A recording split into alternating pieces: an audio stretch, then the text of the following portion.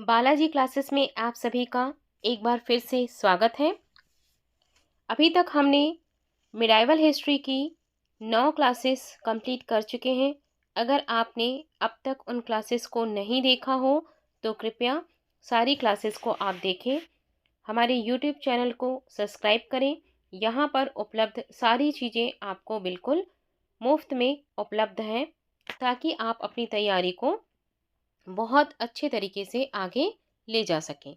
यहाँ पर घटना चक्र से संबंधित पुस्तक को पूरी तरीके से कवर किया गया है, जिसे कि हम किसी भी पीसीएस एग्ज़ाम के लिए, यहाँ तक यूपीएससी एग्ज़ाम के लिए भी हम रामबाण मानते हैं। तो चलिए आज से हम शुरू करते हैं मिडाइवल हिस्ट्री की अपनी 10वीं क्लास, जो कि है दिल्ली सल्तनत। दिल्ली सल्तनत से संबंधित हम 2 और क्लासेस को देख चुके हैं, जिसमें से पहली क्लास थी दिल्ली सल्तनत की प्रशासनिक व्यवस्था। उसके बाद हमने देखा दिल्ली सल्तनत की कला और स्थापत्य के विषय में, और आज हम पढ़ने जा रहे हैं दिल्ली सल्तनत के साहित्य के विषय में। तो हमेशा की तरह आज हम अपने नोट्स को पढ़ेंगे और नोट्स को पढ़ने के बाद एमसीक्यूज लगाएंगे। क्लास थोड़ी लंबी हो सकती है दोस्तों, इसलिए पेशेंस के साथ बैठिएगा। हाँ, आप एक काम और कर सकते हैं कि आप क्या करें, क्लास को आप 1.2 या 1.5 या 1.75 की स्पीड से भी देख करके कवर कर सकते हैं। लेकिन ये ज़रूर है कि आप क्लासेस को देखें ज़रूर, रिवीजन के तौर पर देखें, मेंस के हिसाब से देखें, प्री के हिसाब से देखें, लेकिन क्लासेस को, सभी क्लासेस को आप एक बार ज़रूर देखें। तो चलिए करते हैं शुरुआत। अबुल हसन यामुनुद्दीन खुसरो, जिसे प्रायः अमीर खुसरो के नाम से जाना जाता है, का जन्म 1523 ईस्वी में उत्तर प्रदेश के वर्तमान कासगंज या काशीराम नगर जिले के पटियाली नामक स्थान पर हुआ था। खुसरो ने स्वयं को तूतिए हिंद कहा था। वह 8 वर्ष की आयु में ही कविता रचने लगा था। तो यहाँ पर देखिए 2 बातें निकल के आई कि अमीर खुसरो का एक अन्य नाम क्या था, तूती ए हिंद था। ठीक है, जो नाम उसने स्वयं को दिया था। ऐतिहासिक विषय को लेकर उसकी पहली मसनवी किरान उस सादेन है। उसका अन्य रचनाओं में कौन कौन सी रचनाएं हैं, अब देखिएगा। रचनाएं हैं मिफ्ताह उल फुतूह। थोड़े से उर्दू वाले शब्द हैं, तो कहीं कहीं शब्द आपको कठिन लगेंगे, लेकिन आप याद रखिएगा। तारीख दिल्ली, खजाइन उल फुतूह या तारीख अलाई, आशिका, नूर सिपीहर तथा तुगलकनामा प्रमुख है। तुगलकनामा अमीर खुसरो की अंतिम ऐतिहासिक मसनवी है। खुसरो पहला मुसलमान था जिसने भारतीय होने का दावा किया था। अमीर खुसरो स्वयं कहता कि मैं तुर्की, भारती और हिंदी बोलता हूँ। भारत में कव्वाली नामक संगीत शैली के प्रारंभिक के रूप में आरंभकर्ता अमीर खुसरो थे। तो देखिए एक फैक्ट और आ गया यहाँ पर कि कव्वाली के लिए प्रथम रूप से किसे जाना जाता है, तो वो जाना जाता है अमीर खुसरो को। ठीक है, अब आगे बढ़ते हैं। नई फारसी काव्य शैली सबक ए हिंद या हिंदुस्तानी शैली का जन्मदाता अमीर खुसरो को माना जाता है। उसका कहना था, न लफ्ज़ हिंद वस्त अज फारसी कम, अर्थात हिंदी का शब्द फारसी से कम नहीं है। संगीत यंत्रों तबला तथा सितार का प्रचलन 13वीं शताब्दी में अमीर खुसरो ने ही किया था।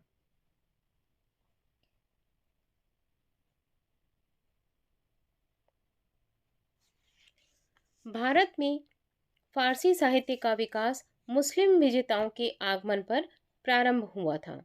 यहाँ इसे एक नवीन रूप प्रदान किया गया। दिल्ली सल्तनत की स्थापना के बाद फारसी को राजभाषा का स्थान प्रदान किया गया था। तो एक प्रश्न यहाँ पर भी बन सकता है छोटा सा, कि फारसी को राजभाषा का स्थान कब मिला था, तो वो कब मिला था, दिल्ली सल्तनत की स्थापना के बाद मिला था। तबकात नासिरी मिनहाज उल सिराज का ग्रंथ है जो सुल्तान नासिरुद्दीन को समर्पित है।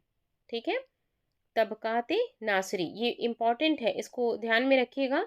और जहाँ तक मुझे ध्यान आ रहा है कि इसे पहले एक दो बार परीक्षा में पूछा जा चुका है। तबकाते नासिरी किसकी रचना है? मिन्हाज उस सिराज का ग्रंथ है जो सुल्तान नासिरुद्दीन को समर्पित किया गया है। सम से सिराज, अफीफ तथा जियाउद्दीन बर्नी ने एक ही नाम से अलग अलग किताब तारीख फिरोज शाही की रचना की थी। ताजुल मासिर को सदरुद्दीन मोहम्मद हसन निज़ामी ने लिखा था। ठीक है, याहिया बिन अहमद ने सैयद शासक मुबारक शाह के संरक्षण में तारीख मुबारक शाही लिखी थी, जो सैयद शासकों के इतिहास को जानने का एकमात्र साधन है। सम से सिराज, अफीफ तथा जियाउद्दीन बर्नी ने अलग अलग तारीख फिरोज शाही की तथा ख्वाजा अबू मलिक इस्लामी के फुतूह उस सलातीन की रचना की। राणा कुंभा संगीत के साथ साथ साहित्य एवं कला का भी पोषक था। उसने संगीत शास्त्र पर संगीत भीमांशा, संगीत राज आदि ग्रंथों का प्रणयन किया। तुगलक वंशी शासक फिरोज शाह तुगलक ने अपना संस्मरण फुतुहात फिरोज शाही के नाम से लिखा था। तो इस प्रकार से ये जो नोट्स हैं, ये नोट्स कंप्लीट करते हैं और आगे हम देखते हैं कि इससे संबंधित जो प्रश्न हैं वो कौन कौन से हैं। तो पहला प्रश्न है, किताब उल हिंद रचना के प्रसिद्ध लेखक का क्या नाम था? तो जैसे कि अभी हमने पढ़ा कि क्या नाम था, अल बरूनी थे। किताब उल हिंद की रचना किसने की थी? किताब उल हिंद की रचना की थी अल बरूनी ने। किताब उल हिंद की रचना अल बरूनी ने की थी। अरब से आने वाले यात्रियों में अल बरूनी प्रमुख था। इसका वास्तविक नाम अबू रिहान था। उसकी महत्वपूर्ण कृति तहकीकाते हिंद अथवा किताब उल हिंद से तत्कालीन भारतीय समाज सांस्कृतिक व्यवस्था पर विशेष विवरण प्राप्त होते हैं। प्रश्न 2 है, अमीर खुसरो का जन्म हुआ था। तो अमीर खुसरो का जन्म कहाँ हुआ था? हमने अपने नोट्स में पढ़ा है, एटा में अमीर खुसरो का जन्म हुआ था। और अमीर खुसरो ने स्वयं को किसकी उपाधि दी थी? तूती ए हिंद की उपाधि दी थी। चलिए अगले प्रश्न की ओर चलते हैं। प्रश्न 3। प्रश्न 3 है, तूती ए हिंद अमीर खुसरो का जन्म हुआ था। तो ये पूछ रहे हैं कि इनका जन्म कहाँ हुआ था। तो इनका जन्म कहाँ हुआ था? पट्टी में, पाटली में, पटियाला में या पटियाली में। तो इसमें कंफ्यूज नहीं होना है आपको। कहाँ हुआ था? पटियाला में नहीं हुआ था, पटियाली में हुआ था इनका जन्म। प्रश्न 4, निम्नलिखित में से किसने स्वयं को हिंदुस्तान का तोता कहा था? तो ये अभी अभी हमने अपने नोट्स में पढ़ा, तो इसका ऑप्शन सी जो है वो सही है, अमीर खुसरो। प्रश्न 5 की ओर चलते हैं।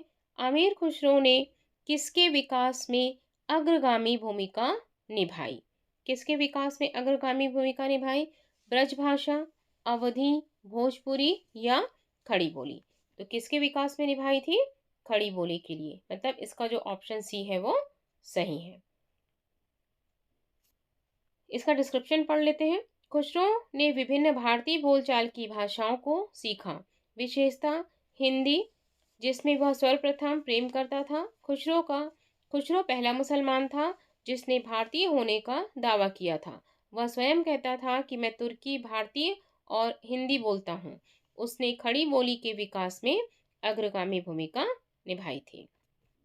प्रश्न 6, निम्नलिखित में से किसने दिल्ली के 7 सुल्तानों का शासनकाल देखा था? तो किसने देखा था? अमीर खुसरो ने देखा था। अगले प्रश्न की ओर चलते हैं। प्रसिद्ध कवि अमीर खुसरो निम्नांकित में से किस बादशाह के दरबार से संबंधित था? उसने भले ही 7 सुल्तानों को देखा था, लेकिन वो स्वयं मुख्यतः किससे संबंधित था? वो गयासुद्दीन बलबन से संबंधित था। इसका डिस्क्रिप्शन पढ़ लेते हैं हम। आमिर खुसरो प्रारंभ में बलबन के सबसे बड़े पुत्र महमूद की सेवा में था। मंगोलों के साथ एक मुकाबले में महमूद मारा गया। मंगोलों ने अमीर खुसरो को बंदी बना लिया, किंतु किसी तरह वह जेल से भागने में सफल हुआ। बलबन के राज दरबार से संबंध हो गया। आमिर खुसरो बलबन, कैकुबात, जलालुद्दीन खिलजी, अलाउद्दीन खिलजी, मुबारक शाह, गयासुद्दीन तुगलक तथा मोहम्मद बिन तुगलक के शासन के अंतर्गत रहा। अब देखिए, कभी कभी ऐसा भी प्रश्न पूछ सकता है कि 3 का नाम दे दे इनमें से और 1 का नाम गलत दे, तो कोशिश करिएगा कि ये सारे नाम भी जो है आपको याद रहना चाहिए कि वो 7 शासन काल जिनमें देखा था उनमें से कौन सा है और कौन सा नहीं था। 1325 ईस्वी में मोहम्मद बिन तुगलक के सत्ता संभालने के वर्ष में ही आमिर खुसरो की मृत्यु हो गई। वह सूफी संत निजामुद्दीन औलिया का शिष्य था। तो ये भी एक महत्वपूर्ण प्रश्न सामने निकल के आता है कि वो शिष्य किसका था? निजामुद्दीन औलिया का शिष्य था। अगले प्रश्न की ओर चलते हैं। प्रश्न 8। प्रसिद्ध कवि आमिर खुसरो दरबार में रहे। किसके दरबार में रहे? देखिए, बिल्कुल उसी प्रकार का ये प्रश्न आ गया जैसा अभी मैंने आपको नोट से पढ़ के बताया था कि अब इसमें नाम दे दिया उन्होंने, अलाउद्दीन खिलजी, इल्तुतमिश, मोहम्मद बिन तुगलक और कुतुबुद्दीन ऐबक। तो अगर आपको वो सातों नाम याद होंगे तो आप बिल्कुल इसका सही उत्तर लगा सकते हैं। तो देखिए, किसके? मोहम्मद बिन तुगलक, कुतुबुद्दीन ऐबक, इल्तुतमिश, इनके में तो नहीं था। इसका मतलब इसका जो ऑप्शन ए है वो सही ऑप्शन है। तो 7 नाम है, बहुत आसानी से याद हो जाएंगे, इसको याद कर लीजिएगा। अगला प्रश्न है, आमिर खुसरो किसका दरबारी कवि था? बहुत आसान है और बहुत ही महत्वपूर्ण है। तो किसका था? अलाउद्दीन खिलजी का। ये जो है वो भले ही 7 का शासन देखा था, बट दरबारी कवि किसका था? अलाउद्दीन खिलजी का था। अगले प्रश्न की ओर चलते हैं। आमिर खुसरो निम्नलिखित में से किसके शासनकाल से संबंधित था? तो बिल्कुल वैसा ही प्रश्न है, अलाउद्दीन खिलजी के शासनकाल से संबंधित था। आमिर खुसरो एक खालिस्तान थे। क्या थे आमिर खुसरो? कवि थे, इतिहासकार थे, संगीतज्ञ थे या फिर सभी थे? तो ये सभी थे, मतलब इसका जो ऑप्शन डी है वो सही ऑप्शन है। अगला प्रश्न देखते हैं। नई फारसी काव्य शैली सबक ए हिंद अथवा हिंदुस्तानी शैली के जन्मदाता थे। कौन थे इसके जन्मदाता? आमिर खुसरो थे। ये इम्पॉर्टेंट प्रश्न है, इसको आप याद रखेंगे, ठीक है? ये जो प्रश्न है ये इम्पॉर्टेंट है। अगले प्रश्न की ओर चलते हैं। निम्न में से किसने हिंदी खड़ी बोली का जनक माना जाता है? बहुत ही आसान सा प्रश्न है और इसको हमने अपने नोट्स में पढ़ा है। तो किसे माना जाता है हिंदी खड़ी बोली का जनक? आमिर खुसरो को माना जाता है। हिंदी और फारसी दोनों भाषाओं का विद्वान कौन था? अकबर तो नहीं था, तानसेन संगीतज्ञ था, तो आमिर खुसरो ही थे, क्योंकि बैराम खां भी नहीं थे। ठीक है, चलिए अगले प्रश्न की ओर चलते हैं। प्रश्न 15। डिस्क्रिप्शन आप लोग इसका पढ़ लीजिएगा। डिस्क्रिप्शन से क्योंकि कभी कभी कोई एक नया फैक्ट निकल के आ जाता है जो हमारे नोट्स में नहीं दिया गया होता है, तो आप एक बार पढ़ लीजिएगा इसे। निम्नलिखित में से कौन फारसी का प्रथम कवि था? एक्चुअली मैं पढ़ सकती हूँ इसको, लेकिन दिक्कत ये होगी कि फिर वीडियोस और बहुत लंबे हो जाएंगे और फिर आप लोगों को बोर लगेगा कि इतना लंबा वीडियो है, इतना लंबा वीडियो कौन देखेगा। मैं इसलिए नहीं पढ़ती हूँ। लेकिन अगर आप चाहते हैं कि मैं ही पढ़कर बता दूँ तो आप प्लीज़ इस बात को भी कमेंट बॉक्स में लिख दीजिएगा। मैं सिर्फ इसलिए नहीं पढ़ती हूँ ताकि वीडियो लंबा ना हो। तो आप कमेंट करके बताइएगा कि क्या मैं पढ़कर बता दूँ। चलिए अगला प्रश्न है। निम्नलिखित में से कौन फारसी का प्रथम कवि था जिसने अपनी कविता में भारतीय पर्यावरण को चित्रित किया? ठीक है, तो किसने चित्रित किया था? अमीर हसन, आमिर खुसरो, अबू तालिब कलीम और फैजी। तो किसने किया था? आमिर खुसरो ने किया था। इसका डिस्कशन पढ़ लेते हैं क्योंकि बहुत अच्छा प्रश्न लग रहा है ये। प्रसिद्ध फारसी कवि अमीर खुसरो निज़ामुद्दीन औलिया के शिष्य थे। नई फारसी काव्य शैली सबक के हिंदी या हिंदुस्तानी शैली के जन्मदाता थे। आमिर खुसरो की रचनाओं का महत्वपूर्ण तत्व भारतीय पर्यावरण के इर्द गिर्द रचनाओं का आविष्कार था। ठीक है, चलिए अगले प्रश्न की ओर चलते हैं। प्रश्न 16, निम्न कथनों पर विचार करिए। इन कथनों को विचार करना है, फिर इनमें से कौन सा कथन सही है ये आपको बताना है। तो चलिए पढ़ते हैं। हिंदू देवी देवताओं तथा मुस्लिम संतों की प्रशंसा में रचित गीतों का संग्रह किताब नौरस इब्राहिम आदिल शाह द्वितीय द्वारा लिखा गया था। बिल्कुल सही है। ये अपने नोट्स में नहीं दिया है, बट आपने कहीं ना कहीं पढ़ा होगा, और नहीं पढ़ा है तो अभी इसको जान लीजिए, ये प्रश्न सही है। ये ऑप्शन सही है। दूसरा देखते हैं। भारत में कव्वाली से जाने वाली संगीत शैली के प्रारंभिक रूप के आरंभकर्ता आमिर खुसरो है। ये तो हमने अभी अभी अपने नोट्स में पढ़ा, बिल्कुल सही है। इसका मतलब क्या है, इसके जो दोनों जो दिए हुए हैं दोनों ही सही है। अभी देख लेते हैं दोनों में कौन सा सही दिया है। तो इसका जो ऑप्शन सी है, दोनों, एक तथा दो, दोनों सही है, मतलब ऑप्शन सी जो है वो सही होगा। चलिए अगले प्रश्न की ओर बढ़ते हैं। तबकात नासिरी का लेखक कौन था? तबकात नासिरी मैंने बताया था कि ये इम्पोर्टेंट है। तो मिनहाज उस सिराज हमने नोट्स में ही पढ़ा है, और ये इम्पोर्टेंट है। ठीक है, ये ध्यान रखना आपको, ये इम्पोर्टेंट है। चलिए आगे देखते हैं। प्रश्न इसका डिस्क्रिप्शन कुछ अच्छा लग रहा है, इसका डिस्क्रिप्शन भी पढ़ लेते हैं, या आप लोग पढ़ लेंगे क्योंकि ये थोड़ा सा लंबा है। इसमें जो MCQs जो है वो ज़्यादा दिए हुए हैं, तो आप लोग पढ़ लीजिएगा इसको, और मुझे बताइएगा आप लोग कमेंट में लिख करके कि क्या करना है। चलिए अगले प्रश्न की ओर चलते हैं। प्रश्न 18, निम्नलिखित ग्रंथों पर विचार कीजिए और उनको कालानुक्रम में व्यवस्थित कीजिए। ठीक है, तो फतवाए जहादारी, पृथ्वीराज रासो, किताब उल हिंद, तबकात नासिरी। तो अगर आपको इनके किसके लिए लिखा गया, किसने लिखा, अगर इसमें से किसी भी एक चीज़ अगर आपको याद हो तो आप बहुत ही आसानी से इसे पूरा कर सकते हैं। तो अभी हम ऑप्शन देख लेते हैं। इसका जो ऑप्शन डी है वो ऑप्शन डी जो है वो इसका सही है। ठीक है, ऑप्शन डी जो है उसका सही है। मतलब सबसे पहले क्या लिखा गया, किताब उल हिंद, और फिर उसके बाद पृथ्वीराज रासो, फिर तबकात नासिरी, और उसके बाद फतवाए जहादारी। ठीक, चलिए अगले प्रश्न की ओर आते हैं। प्रश्न 19 पे, निम्न भाषाओं में से किस भाषा को दिल्ली सुल्तानों के संरक्षण में प्रारंभ किया गया? तो हमने इसको अपने नोट्स में पढ़ा था कि कौन सी भाषा को शुरू किया गया था, फारसी भाषा को शुरू किया गया था। इसका मतलब इसका जो ऑप्शन सी है वो ऑप्शन सी सही है। इसका डिस्क्रिप्शन बहुत छोटा सा है, इसका डिस्क्रिप्शन पढ़ते हैं। भारत में फारसी साहित्य का विकास मुस्लिम विजेताओं के आगमन से प्रारंभ हुआ। यहाँ से इसे एक नवीन रूप प्रदान किया गया। दिल्ली सल्तनत की स्थापना के बाद फारसी को राजभाषा का स्थान प्रदान किया गया था। ठीक है, चलिए अगले प्रश्न की ओर बढ़ते हैं। अपभ्रंश शब्द का प्रयोग मध्यकालीन संस्कृत ग्रंथों में होता है। क्या होता है, पढ़ें। राजपूत में से जातिच्युत लोगों को इंगित करने के लिए। ऑप्शन बी, वैदिक कर्मकांडों के त्याग को इंगित करने के लिए। बिल्कुल नहीं है ये दोनों ऑप्शन। तो कुछ आधुनिक भारतीय भाषाओं के आरंभिक रूपों को इंगित करने के लिए, बिल्कुल ये हो सकता है।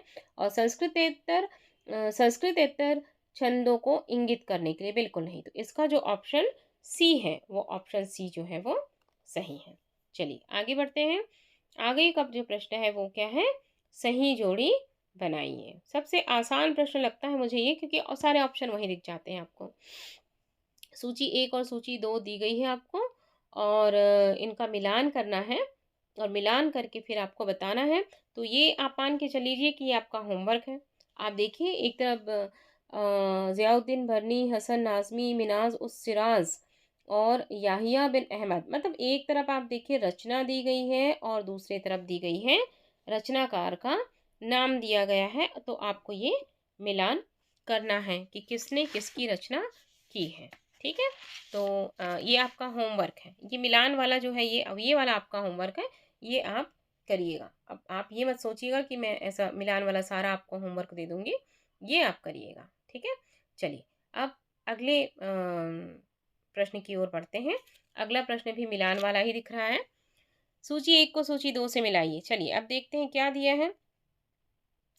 ताजुल मासिर, खजाइन उल फतूह, तारीख मुबारक शाही और फतवाए जहादारी। यहाँ पर भी वही है, आपको एक तरफ रचना दी गई है, एक तरफ रचनाकार का नाम दिया गया है। तो देखिए इसमें जैसे करिए, आपको जैसे जो पहले पता हो ना, पहले पता हो आप उसके बारे में कर लीजिए। जैसे फतवाए जहादारी, तो फतवाए जहादारी के बारे में हमने अभी पढ़ा था कि जियाउद्दीन बरनी ने किया, तो आपका एक सॉल्व हो गया, ठीक है।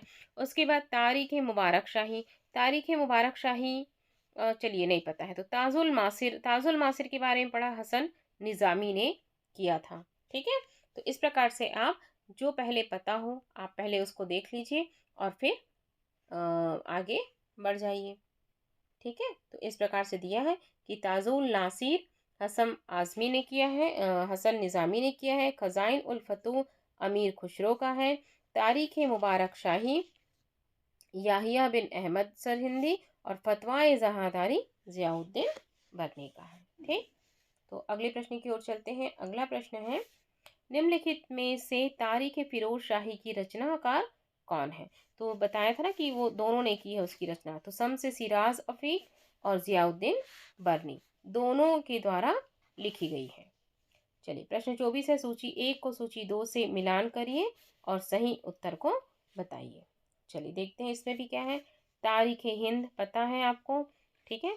तारीख हिंद अलबरूनी ने किया था। तारीख दिल्ली खुसरो ने किया। रेहला इब्न बतूता ने किया और तबकात नासिरी जो है वो मिनहाज ने किया। इसके चारों जो इम्पोर्टेंट है, सभी के सभी इम्पोर्टेंट है, ये आपको वैसे भी याद रखना है, बहुत ही इम्पोर्टेंट है ये। चलिए अब अगले प्रश्न 25 की ओर पढ़ते हैं।